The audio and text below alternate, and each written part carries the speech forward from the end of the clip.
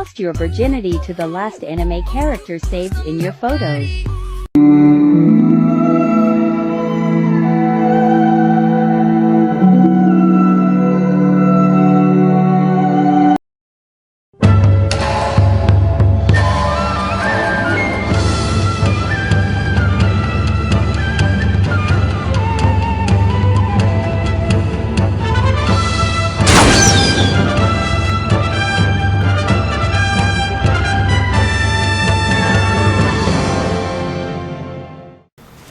Hey guys, what's up? It's BigJackFilms here, and welcome back to the final episode of Season 5 of the InuYasha V-Logs. That's right, this is the Season 5 finale. We finally made it through. I'm really glad to finally finish this. Again, I apologize that this vlog has taken forever to put together, but there's a lot of episodes to go through on this one, and I'm actually surprised that we actually got through it in that amount of sittings. Funny enough, in this one in particular, because there's just so much to talk about, I took notes. I took notes on, like, what happens, so I can kind of catch up on the speed of what goes on. So, this is going to be a discussion of, I think, like, 4 or 5 episodes, and then we're going to talk about the season overall, and when the next set of vlogs are going to happen, along with what's to come in the future. So let's get started with number 123, Naraku Reborn, basically. Yep, that's right, Naraku is back from the dead after a long time absence, after the defeat of Bankotsu, and Mt Hakurei starts to evaporate and get back to, like, collapsing and shit.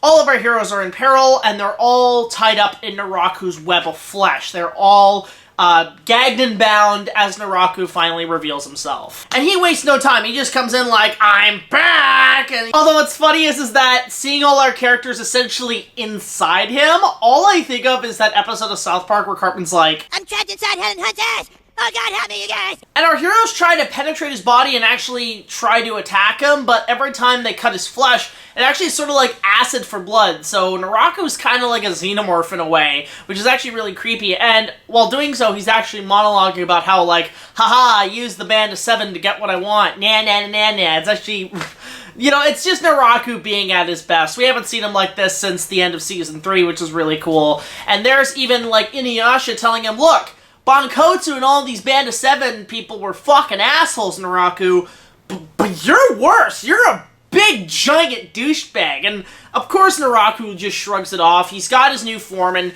you know, he obviously gets a new body, which has, like, a weird, like, red eye and spikes and armor. It actually is, like, a really cool design, and this would be the design that would overall be the definitive Naraku going forward for the rest of the series. So you're gonna see this form for the majority of the rest of the show. Naraku really is the devil in this case, and so, of course, he tries to escape, but Kagome and InuYasha are trying to intercept. Meanwhile, you have Sesshomaru entering Mt Hakurei, and Jaku wants to follow him, and Sesshomaru's like, yeah, sure, come on, you're gonna come with me, and that all happens pretty quickly. While that's going on, Kikyo actually notices something as the mountain starts to evaporate, and that, of course, being Kagura with a weird thing in her hands, and you're wondering, what the hell is this thing? Well, we'll find out when we get to later episodes. Then we move on to episode 124, which pretty much is a title that spoils the entire episode, that, of course, being Farewell, Kikyo, My Beloved. This episode's actually kind of one of my favorites of the season, and overall, probably one of the best in the series. Not 100% sure yet, but we'll get to that. But in this one, it starts off ultimately with it being Saving Private Koga, where InuYasha is basically trying to get Koga out of the sticky situation he's in. But of course, Naraku and Kikyo finally meet after a long time, and Kikyo, of course, is going to interrogate him. And this is a pretty intense scene full of really good dialogue, and Naraku ultimately explaining his whole plan. His entire plan was, throughout this entire last 2 seasons, was to rebuild his body where he could deflect his enemy's energy blasts and attacks, and also to get close to Kikyo enough to where he can finally have the guts to kill her, because in previous incarnations of Naraku, he couldn't kill her because of the human heart inside him from Onigumo, his host, because he is still technically half demon. So what does he do? He had his heart removed, his human heart removed, so that way he could kill Kikyo no problem, and ultimately Kikyo underestimates this, and then it turns out, and this is where I also hate Naraku to some extent. So remember how I said Season 4 was ultimately the worst season of the entire show because of just how pointless and boring it was? Well, it actually turns out not to be, which makes it more of a drag, because Naraku actually points out that there were a couple of episodes that actually are supposed to be important to this plot line. That, of course, one of them being Kikyo's Lonely Journey, which granted is the better episode of the bunch, but at the same time, he says, oh, that old man that I had you rip the hair off so you could take to Mt Hakurei, that was all part of my scheme, so fuck you, Kikyo. Which, for an audience member, you're like, so you basically made it where we had to sit through the majority of Season 4 anyway, even though it was boring. Fuck you, Naraku, you fucking asshole. I love this villain so much, he's such a dick! So, of course, Kikyo, in this case, dies again. She's actually stabbed by Naraku's arm blades, which are actually kind of creepy and cool. Basically gets cut in the shoulder and falls into a river of miasma, and though we don't see the body, so who knows, but at this point, Kikyo is once again dead. This is now, I want to say, the third time she's died now in the entire series, because she died in the beginning, she died falling off the cliff when she was revived, and now she's dead again at the hands of Naraku. Of course, InuYasha senses this and basically goes off to find her, only to see that Sesshomaru has actually shown up before he has and challenges Naraku. And again, this is actually a pretty cool scene to see Sesshomaru fight Naraku and test his abilities. So Naraku's there taunting him. He's saying, oh, you want to fight me, Sesshomaru? Okay, test me. Come on, I want to try my new body out. And Sesshomaru does that. No match, and Naraku escapes. Although, Sesshomaru did almost kill him. There's still enough power to maybe destroy him, but Naraku is still trying to figure out his body out. But of course, once again, Naraku gets away, and InuYasha shows up at the worst time to see his brother there, Naraku gone, and Kikyo's bow is shattered, implying that she's dead. And it's just a really heartbreaking scene for this character, the fact that he just failed her again. Like, how many times are you gonna fail this girl, man? This is tough. I should also point out in these episodes that the sound is actually really good. I mean, like, the sound mix and effects are really impressive with the entirety of the collapse of Mt Hakurei. The sound design in this entire season has ultimately been pretty damn impressive. As well as the music, again, Kara Wanda is doing the score to this show, but there's actually, when Kikyo dies, a really sad song they play. And it isn't just like a thematic instrumental music, it's actually a song written by a set of artists. And I don't know for the life of me who the artists are and what the song is, but it ultimately sums up the death of Kikyo, and it brings the emotions, like, really much more closer to InuYasha. And in a way, it kind of harkens back to the themes of the show in terms of, like, the end credits and stuff from, like, earlier seasons. A very Dearest sort of feel to it all, and it actually adds more to the emotion. So that song is actually really good. And, of course, InuYasha, in the next episode, basically is trying to find Kikyo or whatever remains of her.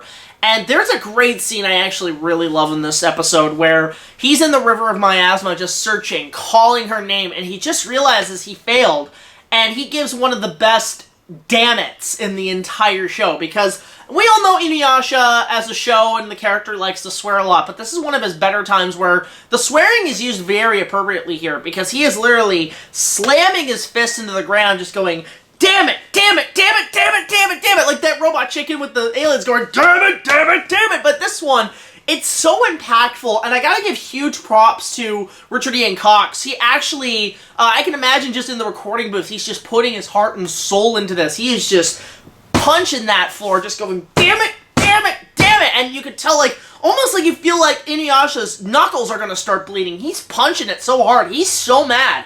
He's so frustrated. He's so broken with himself. I love the fact that this character, like, the way they present it is so well done, so emotional. So, huge props to everybody involved with this sequence in general. Unfortunately, because the main event of the season finale has already passed with the last two episodes, we're now trying to pad out the rest of the time, and in this case, we actually get some flashbacks to why Naraku removed his human heart, and it's because of Muso, which is the human version of himself from Onigumo, which you remember from Season 3. So it was nice to kind of recap that so we know what the hell we're talking about as our heroes discuss what's the next plan. Koga, of course, takes off to basically go search for Naraku while they're still on his trail, even though he's kind of gone at this point. We don't know where the hell he's at. And, of course, our heroes decide to head back to the village. They've had a long journey throughout the last 2 seasons, and I think they all basically need a break, or they think they need a break. But then they come across a village that's been kind of completely slaughtered, and this Gandalf-looking guy comes around saying, oh, there's this priestess that was weak and tired and basically was found, and she went off, and InuYasha obviously thinks, oh my god, Kikyo, I gotta find her, and so, you know, basically splits off from the group. And in this case, obviously Kagome, who's kind of torn about this whole thing, of course, actually lets InuYasha go and find her because, look, InuYasha's hurting. So it's good to kind of maybe find, at least if he can't find Kikyo, find some closure with that. So the fact that she's able to let him do that, I can give major props to her for actually going through that and saying, hey, go find her. If you don't find anything, just close yourself off, man. Like, I can give Kagome major props on that end. But, of course, with all the demons kind of scattered throughout and Naraku's presence still known, a lot of villages are not taking that lightly. So there is a massive curfew of villages that are holding a lot of strictness in what they're doing, one of which actually captures our heroes and labels them as criminals and brings them to a village where they're like, tying up villagers, executing them and doing this shit, and you're like, what in the warlord fuck is this? Like, is this Russia? What's going on here? We're like, this is something we've never seen before where humans are starting to act this way. Like I said, I think in a previous vlog, that the fact that humans also have very selfish ambitions, as Kaede said in the second episode, is actually really fascinating. So to have these humans now starting to challenge our heroes, and of course Sangha and Moroku want to fight them, but they can't kill them because they're not demons. Look, like, taking a human life for like human on human life shit is something, for some reason the show kind of sets up a set of rules with our heroes that they can kill demons and monsters, but they won't kill humans, except if they're like, you know, demonic, like, you know, Bankotsu and shit. But it really pushes our heroes to the edge in this final 2 episodes. But of course, it ends up all being a setup because Kagura is running the village and she has captured Kagome in a very BDSM way. Like, she's tied in rope in almost a shibari way, and it's really kind of weird. But it turns out it's all for this infant creature that Kagura was holding in her possession. Now, remember when I said that Kikyo saw something that Kagura was taking off with? Well, it's this infant creature who, I can't remember if they gave him a name, but I think he's just right now called the infant, and he's this little child baby thing that apparently can see through people's hearts and souls. It's a part of Naraku that he spawned from, and it's really creepy. It's like something out of like Chucky or Child's Play or like Rosemary's Baby. It's just this demonic baby, and basically goes, has Kagome hold him, and, you know, he's obviously like putting his head on her chest and like, okay, baby, bad touch, you know what you're doing, man. But he's basically trying to read through Kagome's soul, which leads us into the final episode, and there is a lot to talk about in this final episode. Like, I'm actually surprised how long it went as a finale. You have InuYasha, obviously, still searching for Kikyo, and of course Shippo shows up to kind of help him out and say, hey, they've been captured, you might want to go check this out. And InuYasha's like, oh shit, I fucked up, this was a setup, let me go check this out. So he basically goes to save Kagome, of course, but feels like he's not going to make it on time. During all this time, the infant is trying to read through Kagome's soul and heart in order to find out where the remaining jewel shards are, which, by the way, I forgot to mention, with the jewel shards now, because Naraku had taken all the jewel shards that our heroes have obtained and is absorbing the sacred jewel, and it's actually 99.9% whole. We actually leave off the season where there's only 1 jewel shard left, so that's going to be interesting to see where they go in the next season. So to the point, basically the infant wants to use Kagome to maybe use her powers and suck it out of her to find the remaining jewel shard, but there's no avail because he's just trying to find one information that Kagome really doesn't have other than in her powers when it's close by. And when that happens, Kagome finally confesses that she is in love with InuYasha, and again, a very poignant moment of the series where she finally just confesses it all. And knows that, you know, all the strengths and weaknesses in their relationship, what it's built up to at this point. And ultimately, InuYasha saves her, and it's all for good. So basically, yeah, they're kind of in a relationship at this point. It is essentially confirmed that, you know, it's at that point. They mean I'm in love with InuYasha! But of course, when they see what the infant is, the infant retreats with Kagura, and they take off, and they basically are going to go off and back to Naraku and regroup to find out what their next plan of action is. So not only did Naraku win in this case, where he basically got what he wanted, he killed one of his arch enemies, and he was able to get to the emotional attachments of the characters. This is a huge blow for our heroes, and it leaves us all in a very distraughtful but suspenseful finale, where we are now engaged to see what the hell happens next for our characters in this show. And the episode ends on pretty much of a down note with the credits rolling, but it turns out that's not the end. They pull a Marvel where there is a massive, like, 5 minutes of a post-credit scene where we go back to the village. InuYasha and Kaede have a very somber moment where they kind of go over Kikyo's grave, and Kaede says, you know, so my sister's gone. That sucks, and I just wish her remains were put back to her gravesite, and that's going to be almost impossible given the circumstances. So it's a really nice scene to kind of go back a little bit again to the first season and kind of see where we started and where we're at now. And there's even a great scene between Kagome and InuYasha where they basically kind of have a really good sit down of all the shit that's happened, and InuYasha really realizes he kind of fucked up, and he's saying, I'm not going to leave you, and Kagome's like, if it was Kikyo, you're such a liar. And it's a really nice, poignant scene, but it really brings these characters closer together. They are exhausted, they are tired, and they just want to have a rest. And there is a preview for the next episode, but because that's part of Season 6, we're going to leave it right here. So that's overall Season 5. And for what it is much better than Season 4. Season 4 was such a drag of filler episodes. And while this show had a couple, by the time the Band of Seven showed up, the pacing went extremely fast. It's just,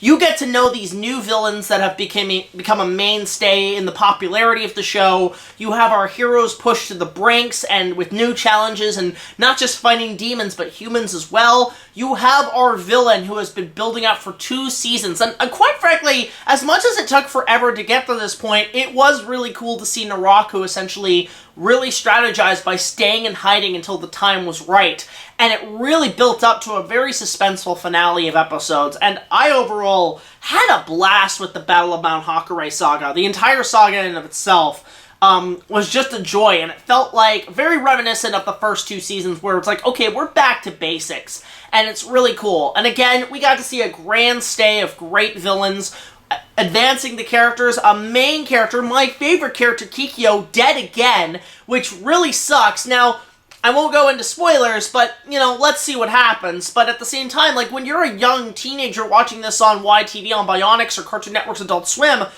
if you're a Kikyo fan, this is shocking. This is like a Walking Dead moment where one of your favorite characters is dead. It sucks in a way. So I overall enjoyed it for that it keeps you sucked in and engaged, and now you're like, okay, InuYasha, get this son of a bitch. You want to see what happens next, and it's really, overall, one of the better seasons of the show. Like, I mean, I like Season 1, I like Season 2, Season 3... long but has some great moments. Season 4 is a drag, but this one's sort of back to basics. Sure, the change in animation took a bit of time to get used to, but once you get used to it, it still feels pretty common. Although I wish it still maintained the grid and the grind and the sort of dirt of the first 2 seasons, because it is something that's missing with the new digitized look, and it leaves it a little less dark in a way, but there's still a lot of dark thematic moments in this finale, which I really enjoyed. So overall, I'm going to give Season 5 a decent, I would say 8 out of 10. This was a really good time to sit through, and I had a blast watching it. For like 26 episodes, 27 episodes to be exact, it's a decent sit-through, and you can get by it pretty fast, especially when the Band of Seven show up. So, what's next for the InuYasha V-Logs? Well, guys, I hate to say it, but I think for the vlogs at this moment, I'm going to take a very long break. As the summer is now rolling out, I've actually got a ton of projects I want to work on, and I want to take a very long break from the show for a bit because it's just, I gotta focus on some other projects and stuff, but I will be back for Season 7, of course, because I have been determined since 2020 to finish this and get through the entire show, with Yashahime included.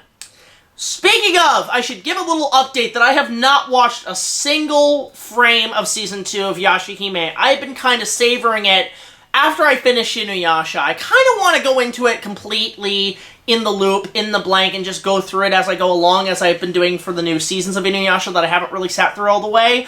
So, I don't know. At some point, I will get to it, but I do want to talk about Yashahime, because I have heard that Season 2, which, surprisingly enough from what I heard, is the final season of the entire franchise, of the entire series as a whole, and I've heard it ends actually pretty okay, so I'm curious to see where it goes at that point. Now, when it comes to the InuYasha V-Logs, what's interesting about finishing up Season 5 is that there's another movie in between. Believe it or not, yes, I will be covering InuYasha Movie 3, Swords of an Honorable Ruler. This is something I've been wanting to talk about for a very long time. This is one of those movies, like, I think out of the entire 4 films, it is my personal favorite, but I will get to that, not as an InuYasha V-Log, of course, it will be a BigJackFilms review, and I am so excited to finally talk about the 3rd movie, and actually add more to the storyline of my show that actually connects to InuYasha in a way. If you've watched the 2 movie reviews that I've done before, you might know what I'm talking about. But again, thank you guys so much for sitting through another season of InuYasha V-Logs. I had a really good time sitting through all these with you guys. I hope you guys enjoyed it, and it's just good to get Season 5 off the ground, and I cannot wait for Season 6. This is going to be a good time to see where it goes from here, because I'm on the edge. I don't know what's going to happen in the next season.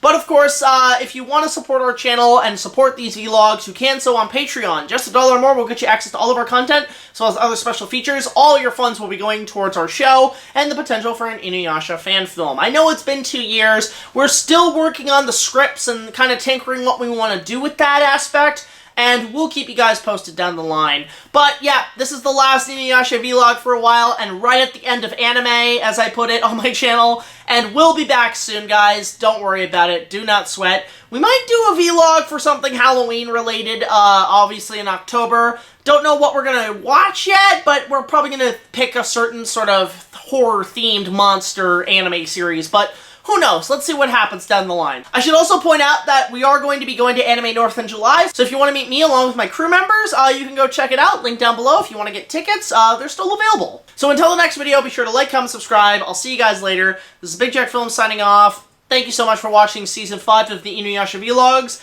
and we'll catch you next time as we take a look at InuYasha Movie 3.